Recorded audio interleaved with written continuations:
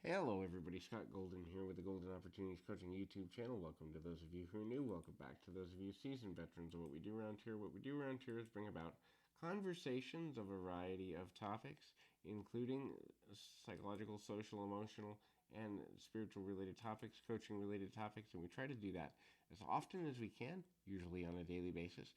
We do that for your enrichment and edification, and we try to do that so that you can get the most out of your daily life on a consistent basis. So, this particular topic is going to be about how to kind of rewire, or things that you can rewire in your mind, breaking habits, training your mind. So, understanding that the subconscious mind is where the majority of things live. And so, when you begin to notice that you're in patterns of thought you don't like, or you're in patterns of behavior you don't like, or you find yourself attracting the same types of people or the same types of situations, or your money's always bad, or your family relationships are always bad, understand that part of, if not even half or more, of what's motivating your actions is your subconscious mind and your beliefs about where you've already been. And so you go into automatic responses.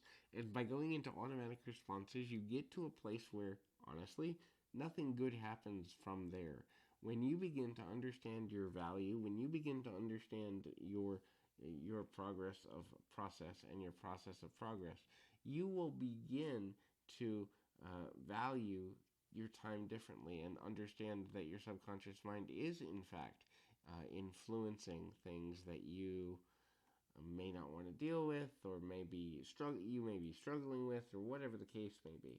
When you begin to understand this for yourself in a way that really matters, in a way that's really important or valuable, or how you kind of show up for yourself, the easier it becomes to manage your daily life, your daily living, and all of the things that begin to be important for you going forward, and sort of kind of being there in a more meaningful, masterful way.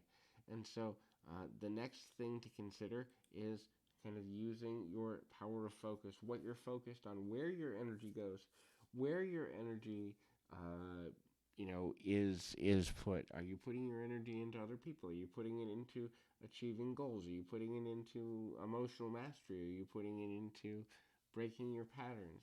Where your focus goes, your body and mind and spirit and subconscious self will follow. So if you don't like the results you're getting in a given day, given week, given month, look at, what am I focused on? Where does my mind automatically go? Where do I find myself daydreaming? Because kind of rewiring that is the most important thing. The next thing, and I'll give credit where it's due here, Mel Robbins, who is not related to Tony Robbins, but still in the self-help paradigm, has a book called The 5 Second Rule that I think is required reading for anyone who's trying to train their brain to do things differently. Using the 5 second rule, kind of whenever you need to make a change, disciplining yourself to stop, count backwards from five, five, four, three, two, one, and then take the action you need to take. Go up and get up and go make dinner. Go walk the dog. You need to start studying. You do it. You do it when you get to one. You need to get out of bed. You do it when you get to one. And there's actual science, and Mel Robbins has done a great deal of work and study on why that works and what we're actually doing in the nervous system and all stuff that's much more scientific than I can be here, but definitely worth doing. Ignore repeated critics. Now, notice I didn't say ignore criticism. Those are two different things. Criticism can be valuable because it shows us where our blind spots are. We can learn from people being critical of us even if it's uncomfortable or unfriendly. But the problem becomes, what do I really want to do? Where do I really want to go? And you've got to understand how to get where you want to be, and what you want to be doing, and all that stuff in a way that makes sense for you. But critical people are usually critical because they know they're getting under your skin. And so when it becomes to the point where it's personal, when it becomes to the point where they've said the same thing over and over again, let that go. There's no value in that at all, because it doesn't serve you well. The next thing, which is almost the last thing, is release your toxic behavioral patterns, but also find outlets for when toxic things take over. Look, there's going to be times when you're overwhelmed with anger. What do you do? What process do you go through? Do you go hit a heavy bag? Do you cry? Do you go for a run? Do you drop down and do calisthenics? Do you write? Do you journal? Do you sing? What do you do?